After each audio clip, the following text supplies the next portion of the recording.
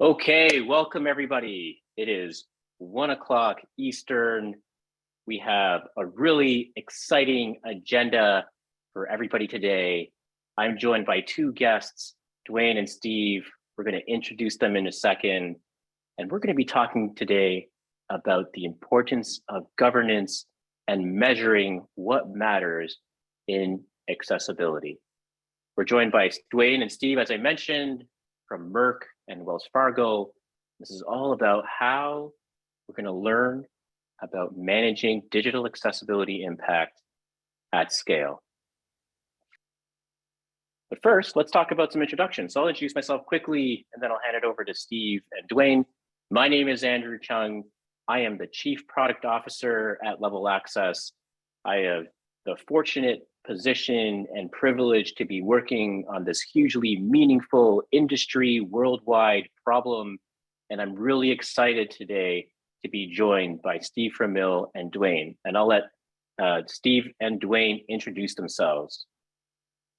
Thank you, Andrew. And it's a pleasure to join you and all of our virtual attendees today. So Steve Framil, the Corporate Global Head of Accessibility at Merck, and have had the privilege and the honor to have been at the start of our creating our policy and working across the entire company, the global multinational company, to bring accessibility across our digital landscape. Awesome, thanks, Steve. And hello and welcome everyone. I'm looking at the attendees, so we're continuing to climb. But first, I want to thank both Andrew and Level Access for inviting both myself and Steve. So as for me, Dewayne Walton, I'm Vice President of Digital Accessibility Governance. I'm a 16-year veteran, I guess I could say, at Wells Fargo, working across product or working and leading both product, mobile, and now our governance strategy sitting within our Chief Technology Office. Looking forward to the conversation we'll have over the next 58 minutes. Awesome. Thank you, Steve and Dewayne, for joining. And those were amazing introductions. All right, so let's keep going here and talk about what we're going to cover today. So we already did introductions, which is great. We're going to check that first box off. We're going to talk about sort of like, I'll give a very quick level set, like what is governance? And then we're just going to jump right into our panel discussion with our good friends, Steve and Dewayne. And then as the discussion comes to a close, I'll be doing a very quick demonstration of our governance capability in the Level Access platform. And then we'll save some time at the end for Q&A. All right, so I'm just going to go ahead and stop sharing. And we'll just start by just talking about, what is governance? So just to level set, how do we define governance? So governance is really about the practice of setting clear accessibility standards for your specific organization, and then consistently tracking compliance against these standards. So we're going to have lots of live discussion about that today. Some of the more tangible benefits of applying good governance, especially in this accessibility space, really includes a more uniform experience across all the diversity of all the digital products you have, from web, native mobile, documents, and so on. It also helps organizations have shared expectations and measures and procedures for sustaining that experience internally. It's really important to have that common definition. It also allows organizations to respond in a lot more rapid pace to gaps in any sort of like performance or risk items associated with accessibility. And then it also helps create better scalability and accountability for accessibility best practices. With that, let's start off with our first question to Steve and Dewayne. So tell me more, Dewayne, like what drove you to set and sustain accessibility standards for your organization? All right, and thanks, Andrew. So, with Wells Fargo, our main objective is to provide both financial services and tools for our customers when, where, and how they look to access their funds. And so when you think about that, just under that general objective, accessibility or those that have accessible needs, that is an audience, that we need to also be mindful of. I think one of the key things companies and just individuals in general, really don't understand is just the disability community. One, they're high earners, just based on recent data. I pull, total income over 870 billion, disposable income almost 650 billion. And so when you just look at that, that is a massive population where any company in terms of doing business. But then when you look at just the human aspect, and again tying back to our core objectives, making sure information tools are available so customers can access their financial accounts when, where, and how.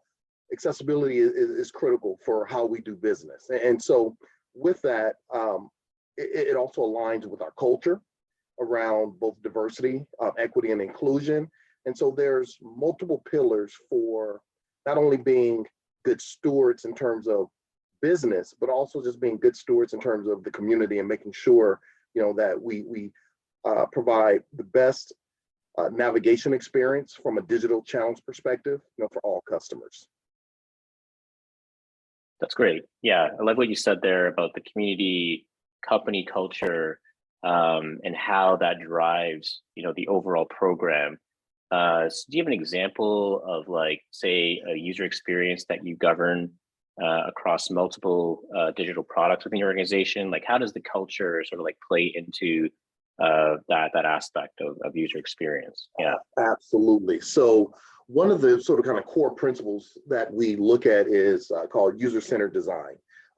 Those that have been in the industry have heard this term, but in its simplest format is when you design it so that all individuals, able-bodied, those that have varying abilities, when you design something the right way, there's multiple benefits for how that is going to be received, as well as the information itself is going to allow for just easy navigation, easy processing. You're really trying to set your pages up so that the benefit of having a caption, on a page, not only benefits those that may be hearing impaired, but it helps individuals that may take more time to kind of really understand that information that they are ultimately, about to transact upon. So again, user-centered design is very much kind of the core practice, and then it just ultimately just sort of benefits and just makes information more seamless and easier to sort of just process. And I think that provides us an ultimate ideal experience for all our both customers and potential prospects as well. That's great. Yeah, user-centric design, user experience embedded in the culture. Can definitely see how it's a very meaningful way to achieve sort of the outcomes that we're expecting when we adopt this practice of accessibility. Steve, a question for you. So what drove you to set and sustain accessibility standards for your company, for your organization? Thanks, Andrew. And to kind of continue what Dewayne had mentioned about DE&I. Accessibility is really, at Merck, is really rooted in our company values. And both DE&I, diversity, equity, and inclusion, as well as ESG, environmental, social governance. And I think more broadly, it's just really a basic human right if you look at the United Nations charter that has, been out there for some time now. So, but to kind of go back a bit, the value of Merck, and you can see this on the company website, that patients are our purpose. That's kind of one of those slogans that we see both on our digital assets as well as our built-in environment. Really, that's one of our core values. And when you think about it, we're looking from a DE&I perspective, which is often kind of internally facing, through human resources. There's still the idea that our company internally should represent the people that we serve, the patients and consumers, because they're not in with us making decisions, so we have to represent them. And so this is where it's rooted. And so our policy is owned by our chief diversity officer, and so that's kind of the thought leadership. The thought leadership comes from DE&I, and from there, we do have activity that happens around environmental social governance, and of course, there's easy parallels that you can draw to the various components of ESG. But one little fact that I'd like to throw out there in terms of environment is that the digital footprint or the carbon footprint rather, the carbon footprint of the digital landscape is twice that of the airline industry.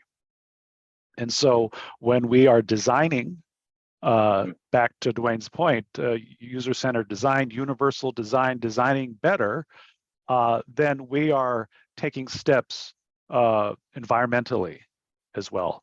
So really the driving force around just even having governance for accessibility was really around the why. The why when it comes to diversity, equity, inclusion, environmental social governance, and basic human rights.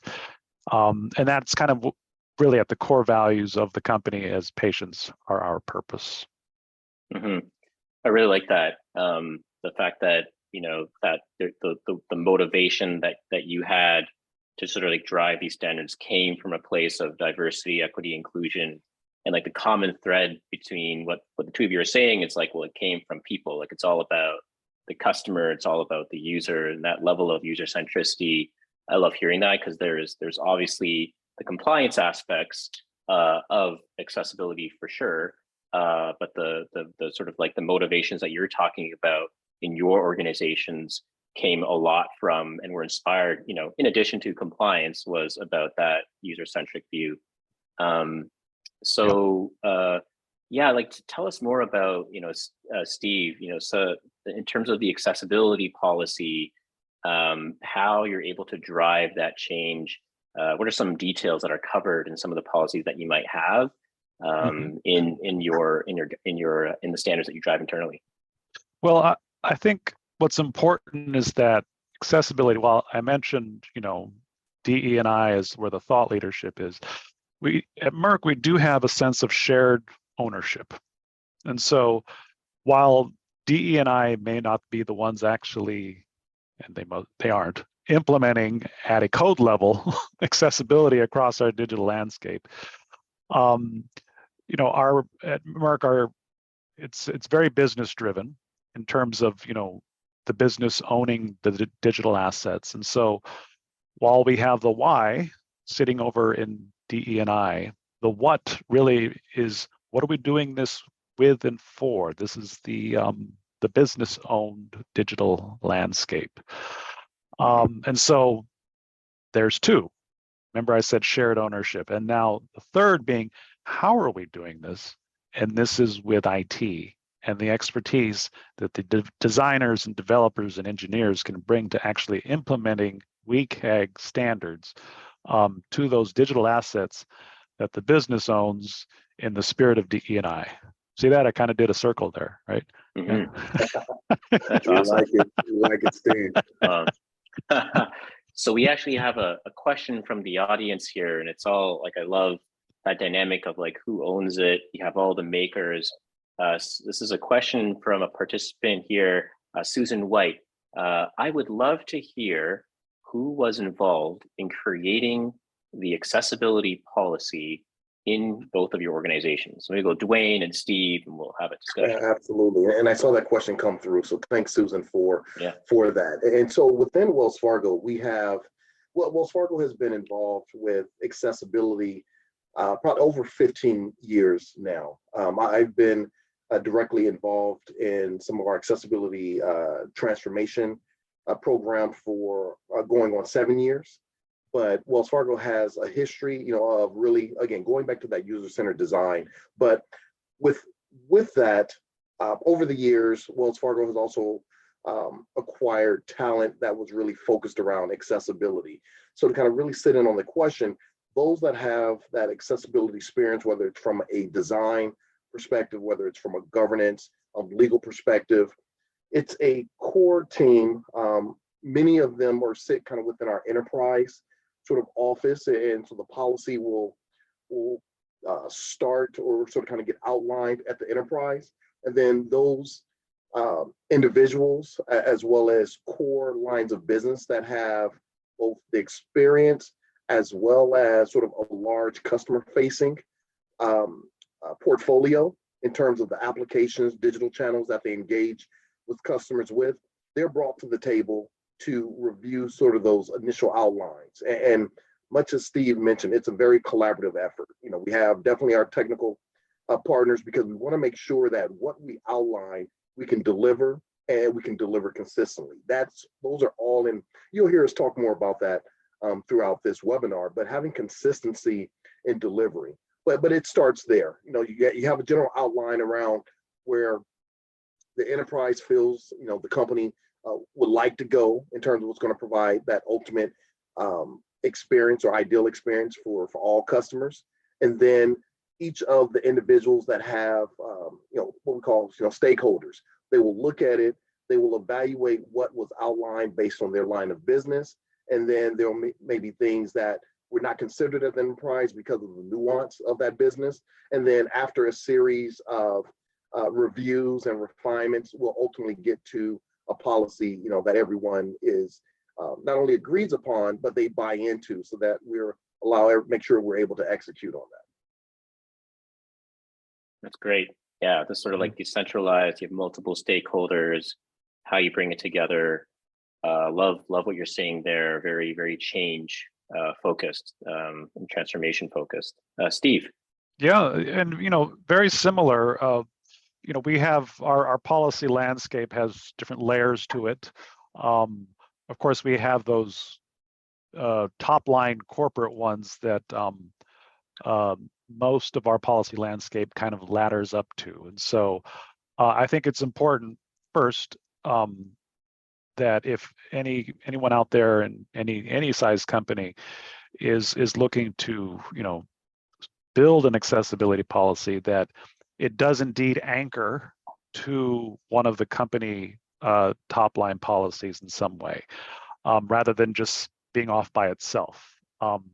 And that's how you kind of bring, again, a shared sense of purpose. We're lining up with company values, that sort of thing. So don't just be off by yourself in terms of policy. Get yourself underneath something that makes sense. And in terms of how we put this together, we put it together, again, the same as what Dewayne was talking about, a cross-organizational team that we brought together that represents different parts of our business. At Merck, like most pharmaceutical companies, we have, you know, the division where we invent the medicines, and then we have the division where we actually make them, and then we have the division where we sell them, and then you have all these global support functions, various things. IT is one of them, legal, compliance, privacy, that are supporting those three main business areas. And so it was really bringing a cross-organizational team together to, you know, hammer out what this policy is. Beyond that, you know, a policy can only contain so much, and accessibility is so massive. And so underneath that, we have standard operating procedures, work instructions that are really targeted to, you know, this is going to target the actual standards themselves, WCAG. This is going to target the actual process and how this relates to our internal systems development lifecycle. Even going deeper, you know, guidance around testing and remediation, how to and when to and how much time do you have to do it. Also, in fact, just earlier today, was having a discussion around guidance specific for closed captioning and transcripts. So there's a lot of detail when it comes to accessibility. You certainly can't pack it all into one policy. It's going to be, you know, War and Peace, really, and no one's going to read it. by the way, no one really reads policies anyway. So once you write the thing, you're going to have to package it in a way that is consumable, and it becomes a marketing campaign to make sure that everyone knows it. Because going to the library and opening up a big book is very rare these days. So that's my suggestion on that. But it's I think what's important here is that you've got your top line, your policy, and you have underlying work instructions targeted to specific types of digital assets or features. And with a large company, if you don't get into those detailed work instructions, then this is where you're going to have different flavors of the standard, which is kind of maybe not what you want. You want people kind of all practicing the standards similarly. And so you kind of have to stay out in front of it. In a large company like Merck, if you don't establish the practice, the actual practice of accessibility, then you're going to have one country doing it a little differently, another one doing it a little differently. And so you kind of have to stay out in front of that. So policy, top line needed, but then don't forget the details. They have to be captured. They just have to be captured in the right place. That's and Andrew, if I may, just to sort of kind of summarize, because I agree with much of what, or all of what Steve, said, and I think just to try to simplify it for those that we have today is, policy drives procedures. It's in those procedures that, as Steve talked about, a lot of the details, where it's more applicable to your individual lines of business, and then from your procedures, you start to define your metrics. We may talk a little more about metrics later, but that's kind of the sort of the funnel, if you will, for how you should think about accessibility and implementing it throughout your organization, large or small. Mm-hmm. Yeah, there's actually a really good question at the top here that sort of like plays off what the two of you are saying, which is you've got policy kind of at the high level, at the top line, and then there's the implementation of those policies. So how are you, the word that's used here is enforce, like how are you enforcing that accessibility policy, especially within large organizations with many sort of like different types of products? And even I would extend that question, as you've got also for both of you, got different jurisdictions, right? Different countries, locations. So what are some ways you're enforcing that policy? I'll jump in here. Yeah. Okay. So yeah. I was just going to say that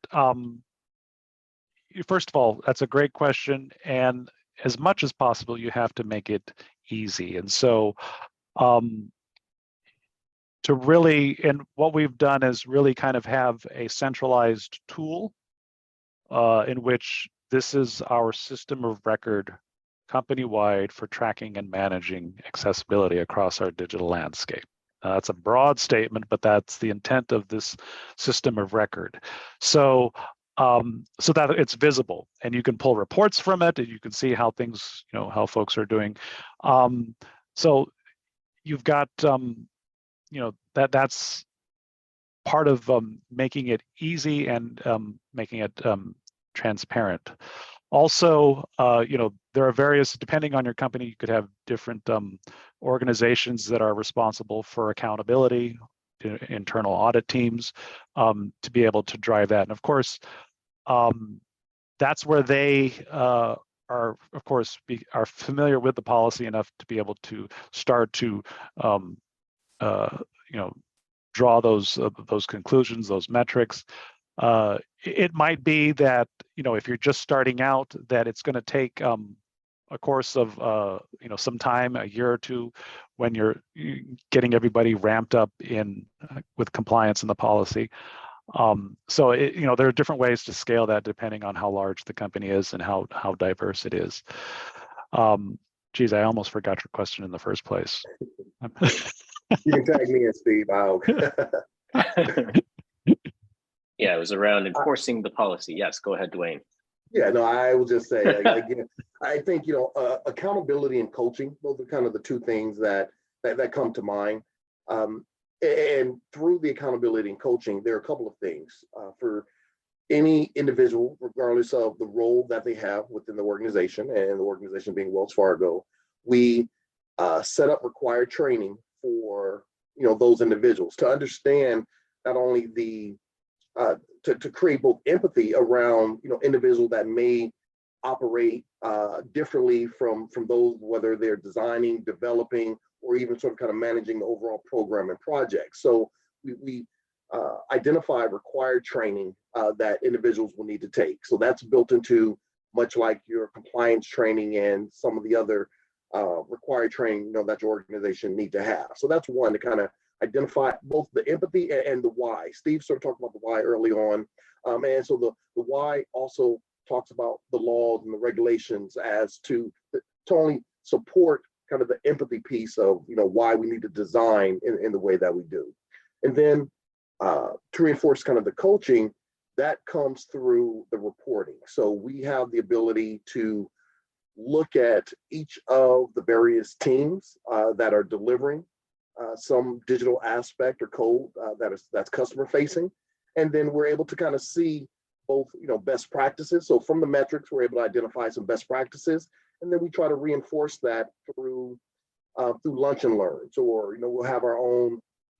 We'll even actually have the team who has showed consistency at high quality to sort of talk about what are they doing. So it's not only us as a governance team sort of kind of talking to them. They have their own peers speaking with their colleagues around how they're doing it, what's working, and sometimes just that socialization sort of works well. And then I would sort of wrap everything up into coming back to around accountability. It's we have our goals and objectives. So if all those other aspects that we are offering to both educate, inform, and try to promote best practices, then we have the goals and objectives, where risk is one of our goals and objectives. And at the end of the day, if someone or a group is not consistent, in terms of kind of how they're delivering accessible work and code, then it will ultimately come out into some of their risk evaluations, at the end of the year. Mm-hmm. Yeah. Interesting. And just to comment also on training, I totally agree that, with governance, you need communication. And with communication, you need to have training, following up, and you can't over communicate. You just, that especially with a large company, just, there's always someone who doesn't know anything about accessibility and is just learning. But the training bit, and that's absolutely right. At Merck, our training, we have it divided into different curricula based off of role.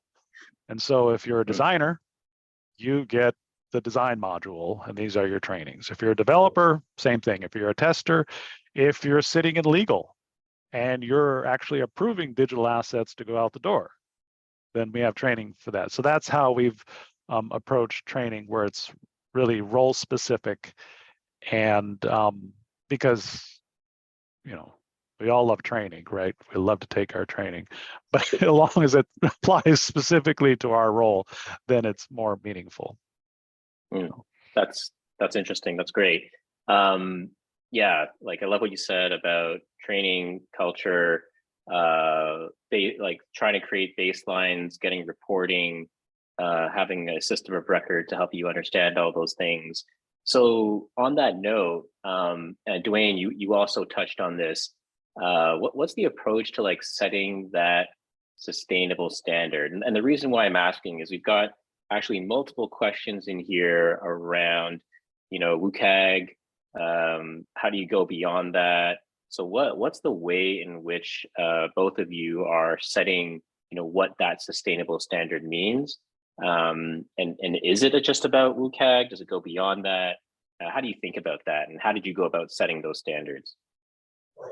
Yeah, so it comes back to providing kind of the optimal customer experience through the digital channel. We start there, and then, and I'm glad you talked about WCAG. We haven't really spent some time. So WCAG, Web Content Accessibility Guidelines, that is sort of a standard that has been identified by the Department of Justice. You know, there are no formal laws and rules around how to design for accessibility.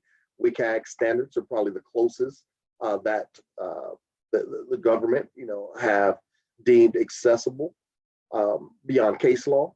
And so we set our standards for sustainability by ensuring that, you know, all of our digital assets are both WCAG A, AA sort of verified when we do undergo our testing.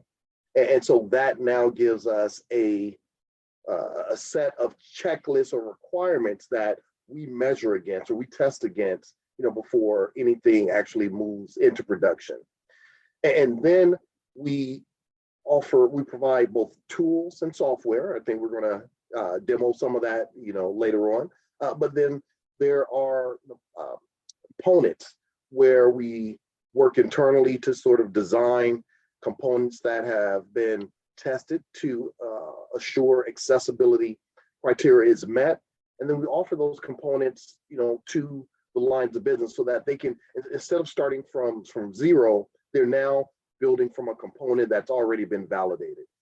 Having components like that also reinforce and create efficiencies when you have automated testing that it's available, because now you're creating consistency, you're having uniformity. And so when you do your automated testing, those things even enhance and make the automated evaluations even richer in your process. So those are just some of the things that we're doing to maintain sustainability, within the organization. Yeah, I would echo that in terms of accessibility by design. For every product, we've got a style guide or a master brand or a design system, and at the component level, ensuring that there's a baseline for accessibility so that you're mitigating something downstream, in terms of it not meeting the standards. Any digital asset. So that's kind of, bake it into the DNA. Absolutely. That's another SOP that we're working on, for every new medicine that comes out, they're going to have their own new design system, and so, as you're creating your new medicine here, these are some components that are already accessible. But I think, to the question of going beyond WCAG, so going beyond 2.1, you can go to 2.2. That's like what, in a few weeks now? Cross your fingers, knock on wood. Yeah. But I think, and I'm just going to I'm going to wing it here a little bit when it comes to designing, because what we have found, at least across the globe with Merck, is that every country, they have their own teams, they have their own designers, especially on the commercial side. They're really looking to sell and be creative and create something that's really bringing in the customer, right? That's what marketing is, right? And so there's a level of creativity. And, to the notion of going beyond WCAG, those standards, perhaps it can seem like to a creative designer that this is a constraint, that, you've got to lock in and you've got to do it this way and such and such. But I would actually challenge that and flip that around and saying, well, these are the elements that you're working with. How creative can you be in the spirit of making it accessible? How creative can you be with the digital asset? And so going beyond, and I think this is where every single designer out there, they are the ones at the forefront of taking the spirit of WCAG and bringing it to their work and seeing what they can do. There are still components out there that I'm told, and I'm not an engineer, but I'm told that are not accessible, like a date picker. Apparently there's no date picker on the planet, and happy to be. And if someone knows of one, let me know. But that's not accessible.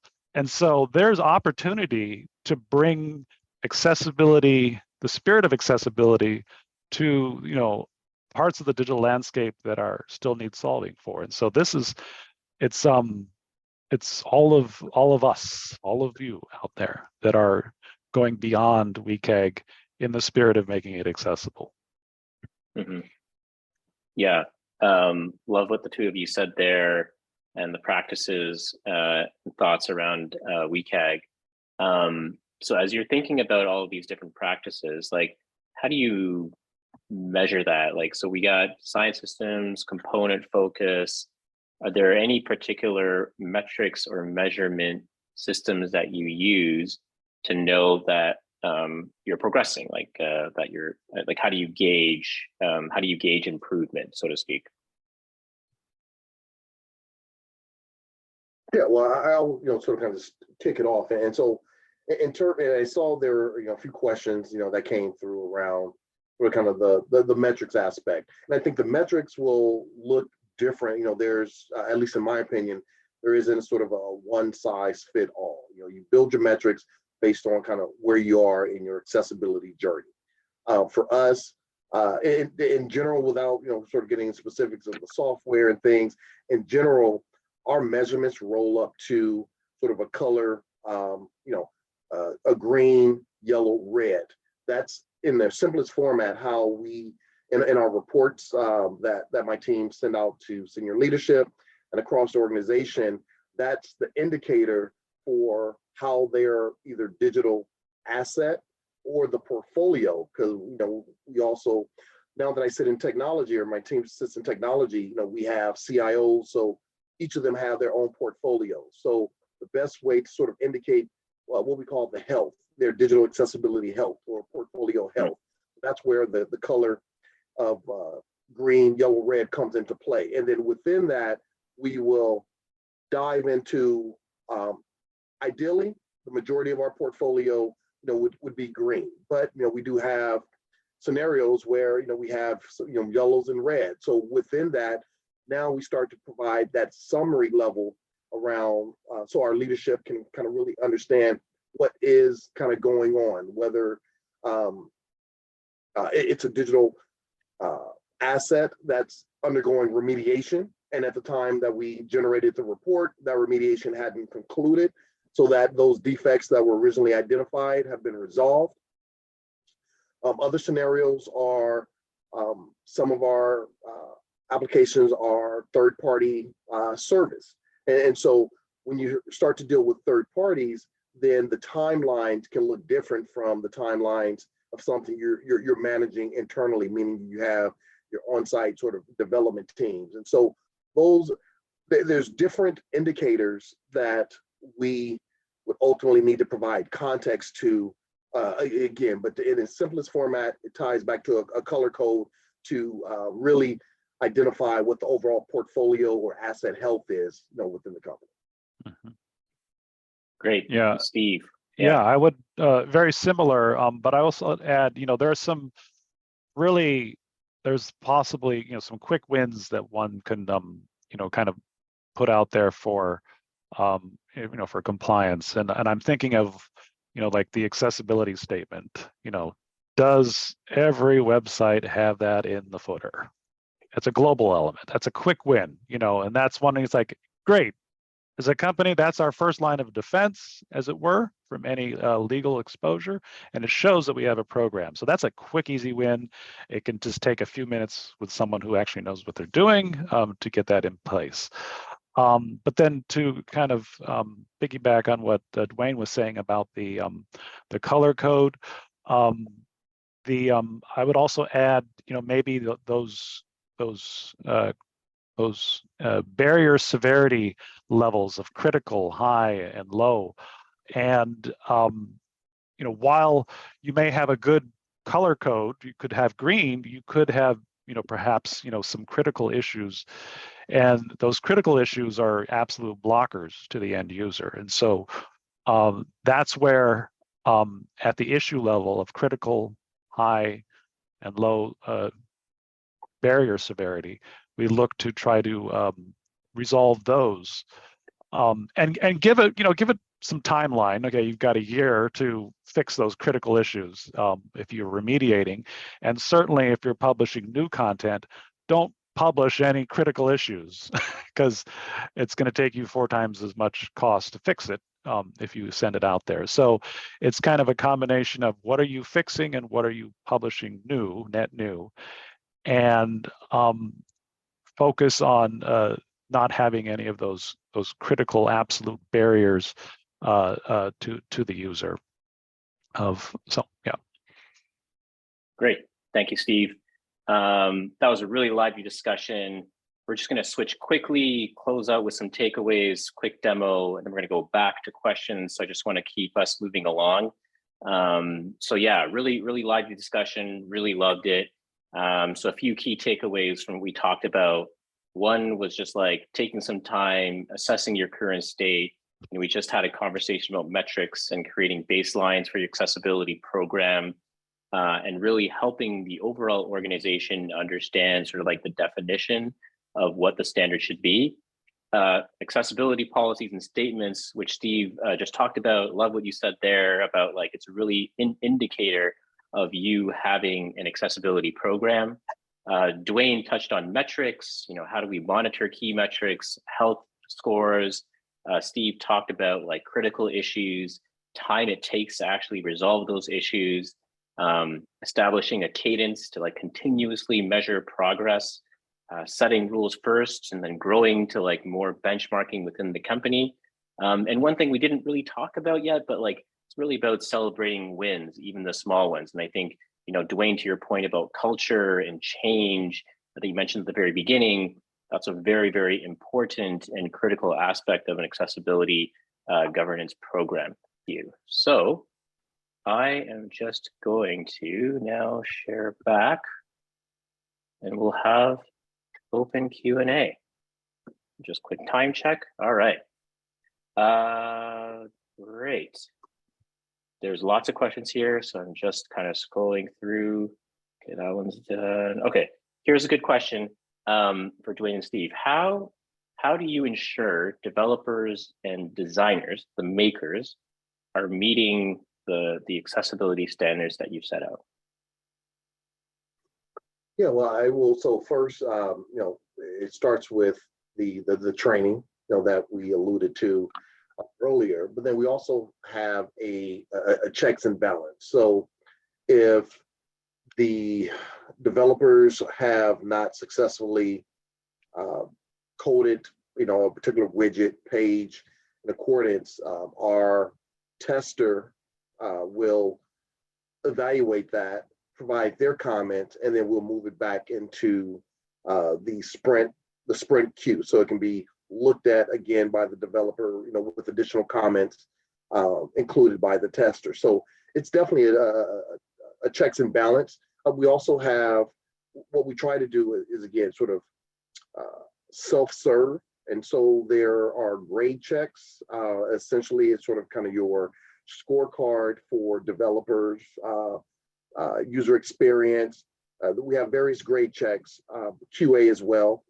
So as they're going through their process, they're able to sort of kind of look at that sort of scorecard or sort of kind of indicator to sort of kind of guide them to ensure, that they are doing things in the appropriate manner. So we have multiple ways that we're trying to ensure, not only we want to make sure we get it right, but we also want to make sure we are educating them so that they won't miss it the next time around. Great. And Steve? Yeah, and and I'll go back to what I mentioned about the system of record. It also does the tracking and managing and automated testing, and this is really where kind of emphasizing those words, system of record. And so certainly in a large multinational company with a lot of agency support, you're going to have multiple teams, and yes, the layers of training available, also in working with procurement, supplier management, ensuring that written into the contracts and the SOWs that this company policy has to be abided by anyone creating digital assets for the company. So you've got different layers there that if you're using a third party, they're still responsible for it, certainly internal. But it goes back then ultimately to that system of record and audit that can come out of that in terms of, all right, this particular website, for example, is performing, and providing those instructions, those SOPs, in addition to what I mentioned before about, for any remediation, there's certain timelines that have to be accommodated, and of course any new content, anything net new, not publishing anything that's that has critical issues. And so it's really kind of leaning on that tool significantly to be able to create that that source of truth for accountability that not only can the designers and developers rely on, but also internal audit potentially. Mm-hmm. Yeah, so just like staying on the theme of training, question from Allison Wolf. Thank you, Allison, for this question. What type of training programs do you have? How do you scale those programs? You already mentioned the types of roles that you train, but yeah, what kind of type of training program do you have? How do you scale it? I'll jump in. So this is something that we're actually exploring now, because with a large company, certainly you have certain types of training that are mandatory by legislation, and that can be different from country to country. But especially now with accessibility not being in specific laws and legislations in the United States, this is where the kind of bringing that awareness to those who are assigning the training for their specific teams, and kind of pulling on that lever to ensure that those who need to get the training are getting assigned the training. And so every company is going to have a different process in terms of how training gets assigned. So I would venture to say that not everything in a learning management system is mandatory. Probably those critical things that are driven by regulatory are for everyone to take. And I think for now, at least at Merck, with accessibility, we have to rely on the manager awareness in order to assign the training to their development teams, their designer teams, their legal teams, their content author teams, things of that nature. So it's really understanding and what the different nuance in any particular company, and being able to use that communication channel to get the training completed.